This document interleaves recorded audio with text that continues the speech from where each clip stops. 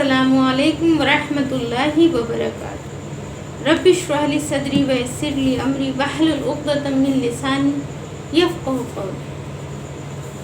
अल्लाह हमारी ज़ुबानों में वो असर दे कि हम जो आपको समझाना चाह रहे हैं, जो मकसद है मेरा, अल्लाह आपके दिलों तक वो मेरी बात पहुँच जाए, आपकी उंगलियों तक वो मेरी वीडियो पहुँच जाए, ताकि आपको वो दीन की वो बातें समझ में आ जाए। अभी तक हमने नमाज़ पढ़ने का जो तरीके में आपको बताया कि सजदे की तस्बीह के बारे में समझाया। अब हम आपको अत्तहियात के बारे में बताएंगे। इस तरह हम अपनी 2 रकत नमाज जब मुकम्मल करते हैं तो फिर हम बैठ के उसमें तशहुद पढ़ते हैं। तो तशहुद पढ़ना ये क्या है? जो हम पहला 2 रकत में तशहुद पढ़ते हैं वो तशहुद वाजिब है, लेकिन जब हम 4 रकत में बैठ के सलाम से पहले तशहुद पढ़ते हैं उसको कहते हैं तशहुद आखिरी, यानी कायदा आखिरी कायदा उला जो होता है वो हमारा फ़र्ज़ है, कायदा अखीरा। और जो 2 में हम तशहुद पढ़ते हैं उसे कहते हैं कायदा उला, यानी पहला कायदा। तो जो कायदा उला होता है वो वाजिब होता है। अगर वो धोखे से छूट जाए और हम तीसरी रकत के लिए खड़े हो जाते हैं तो हमारी नमाज हो जाती है, बस हमें सजदा सहू करना पड़ेगा। लेकिन कायदा अखीरा छूट जाता है तो नमाज फासिद हो जाती है। ये मसले हमें जानना है। एक मसले का सीखना 1000 नफिल नमाज पढ़ने से बेहतर है।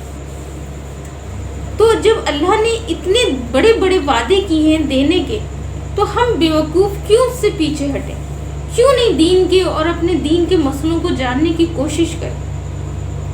तो आगे हम जो पढ़ने जा रहे हैं और आपको समझाने जा रहे हैं वो है अत्तहियात, यानी आपका कायदा उला और आखिरा। तो इसमें हम क्या पढ़ते हैं आपको पता है?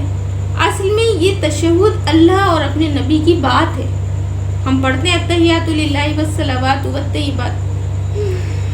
सोचिए जब हमारे नबी ने अपने अल्लाह से बात की होगी तो किस अंदाज में की होगी? इसी अंदाज में, अत्तहियातु लिल्लाहि वस्सलावातु। जब नबी करीम सल्लल्लाहु अलैहि वसल्लम मेराज पे गए नमाज का तोहफा लेने, आगे जाते जाते जाते जब जिब्रील अलैहिस्सलाम बोले मोहम्मद इस तूबा पेड़ के आगे मैं नहीं जा सकता, मेरा ठिकाना यहीं तक है, अब आप जाइए। आप सल्लल्लाहु अलैहि वसल्लम आगे बढ़ते गए बढ़ते गए बढ़ते गए, एक सब्ज कलर की कुर्सी दिखी, आप उसमें बैठ गए, समझ गए कि ये मेरे लिए। तभी एक नूर सा दिखा सामने। उन्होंने अल्लाह को नहीं देखा, एक नूर था। आपके मुंह से बेसाख्ता निकला अत्तहियातु लिल्लाहि वस्सलावातु वत्तय्यिबात।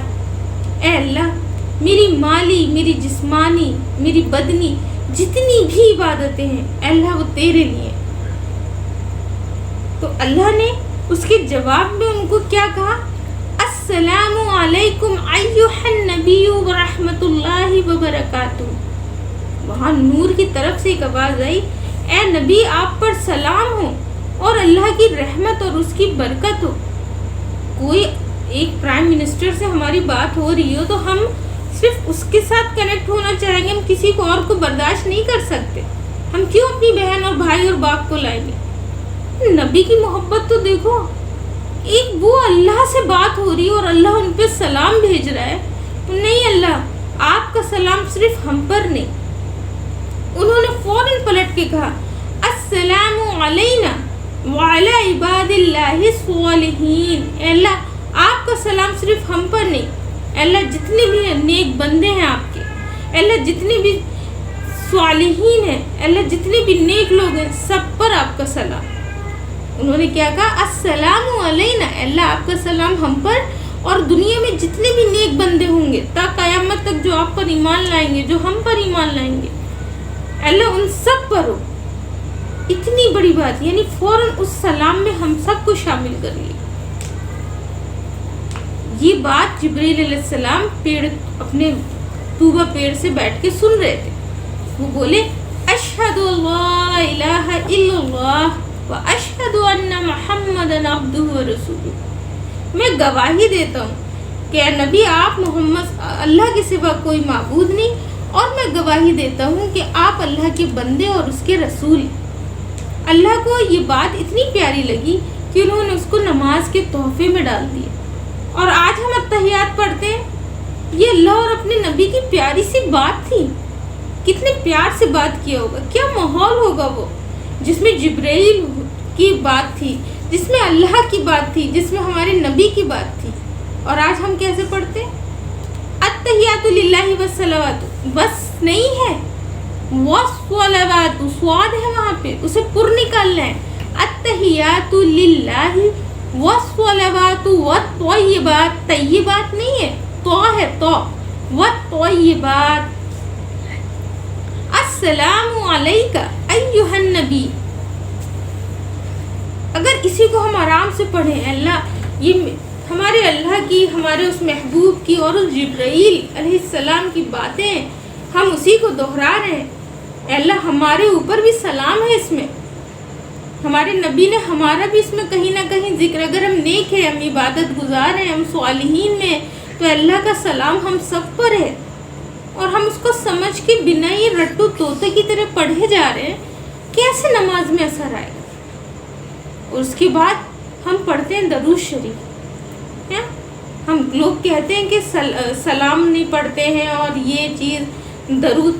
اللہ نے کہا تو اے نبی, جس کلمے میں تیرا نام نہ ہے وہ کلمہ پورا نہیں, جب نماز میں تیرا نام نہ ہے وہ نماز پوری نہیں. ہم ہر نماز میں درود پڑھ کے اپنے نبی پہ سلام بھیجتے ہیں. ہم اس سے کہتے ہیں اللہم صلی علی محمد وعلی آل محمد کما صلیت علی ابراہیم وعلی آل ابراہیم انک حمید مجید. اس کا میننگ کیا ہوا ایک پیراگراف کا؟ اللہ سلامتی نازل فرما ہمارے نبی کریم صلی اللہ علیہ وسلم پر, جیسے آپ نے سلامتی نازل فرمائی ابراہیم علیہ السلام پر اور ان کی آل اولاد پر. بے شک تو تعریف کے لائق اور بڑی بزرگی والا. اسی ابراہیم کو دین کو لے کے ہمارے نبی آئے ہیں, وہی ابراہیم کے دین پر ہم بھی ہیں. اے اللہ جس طرح آپ نے ابراہیم علیہ السلام کی اولاد میں برکت دی, ان کو دین کے لیے قبول فرمایا. اے اللہ ہمارے نبی کی جس طرح آپ نے برکت دی اور ان کی وجہ سے یہ دین آج ہم تک پہنچا ہے. محنت ہم نے نہیں کی, ہمیں تو پکا پکایا کھانا ملا ہے, پھر بھی ہم مسلمان ہونے میں شرما رہے, پھر بھی ہم فرما برداری نہیں دکھا رہے. محنت تو ہمارے نبی نے کی ہے, پتھر تو انہوں نے کھائے ہیں, ان پہ لوگ تھوکتے تھے, پاگل کہتے تھے, ان کے راستوں میں کانٹے بچھائے جاتے تھے, انہیں دھکا مارا جاتا تھا, اینٹیں مارے جاتے تھے. ہمیں کوئی محنت نہیں کرنی پڑی اس دین کے لیے. ہم ان کے اوپر درود بھی نہیں بھیج سکتے.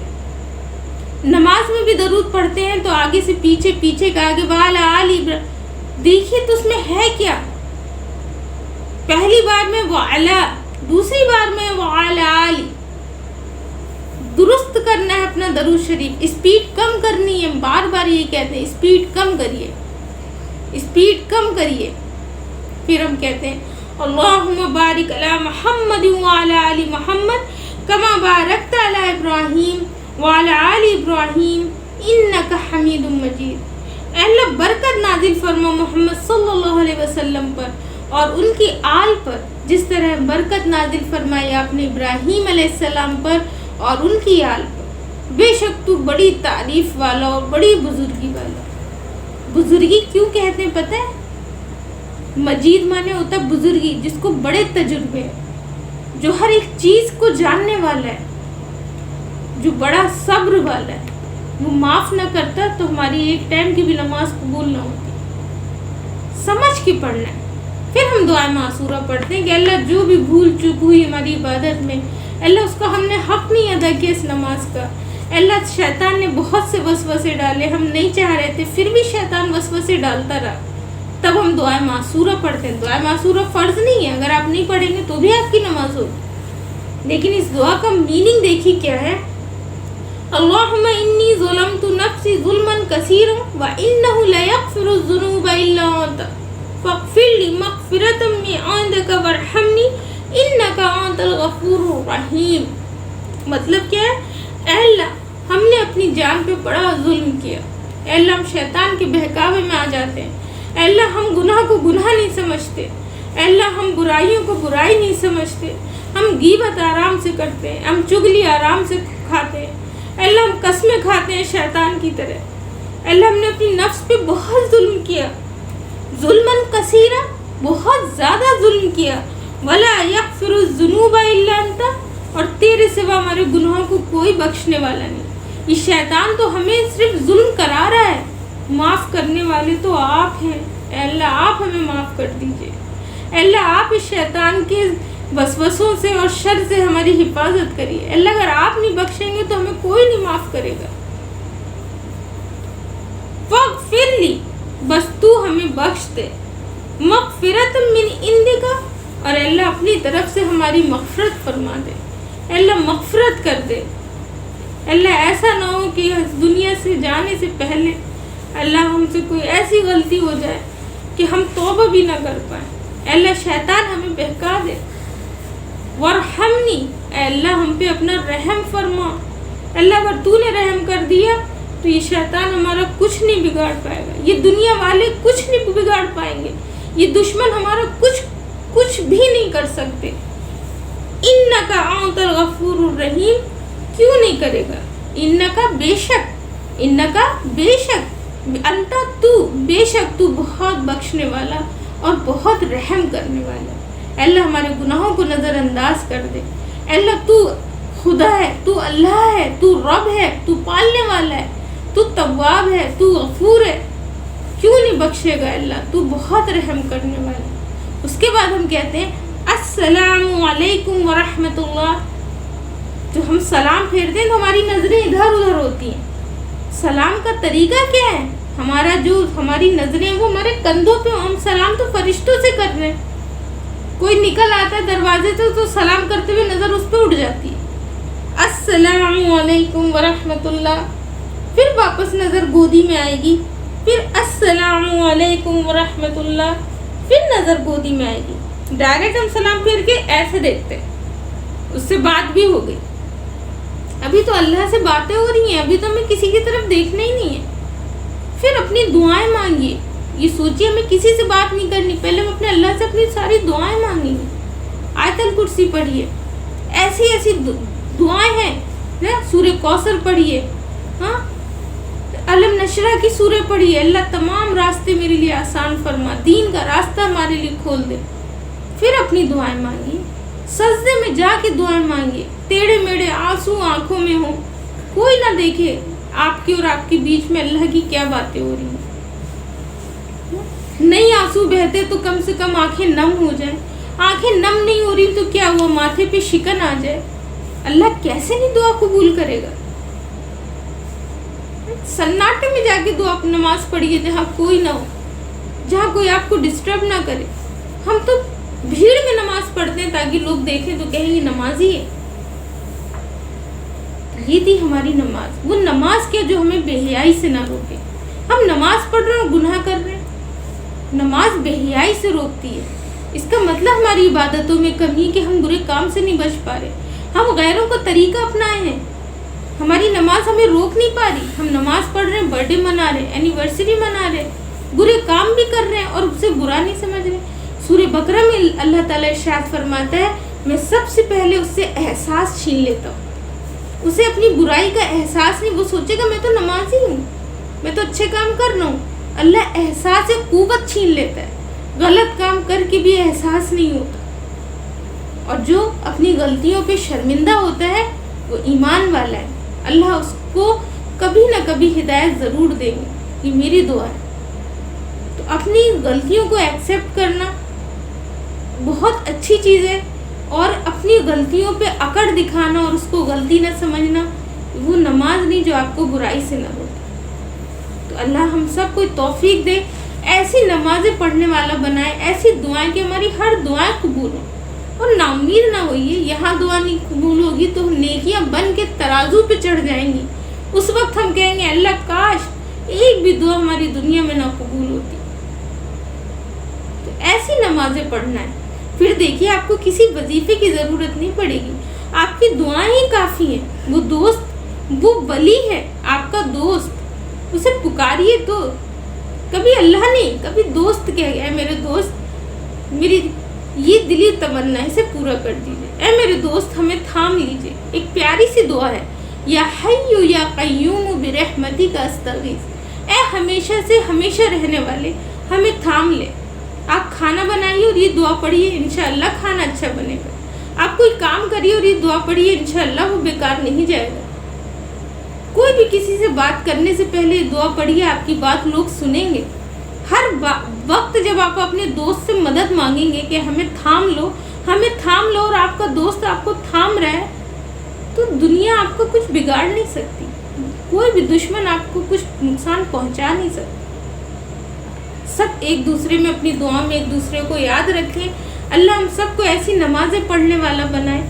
کہنے سننے سے زیادہ اللہ ہمیں عمل کی توفیق دے. آمین.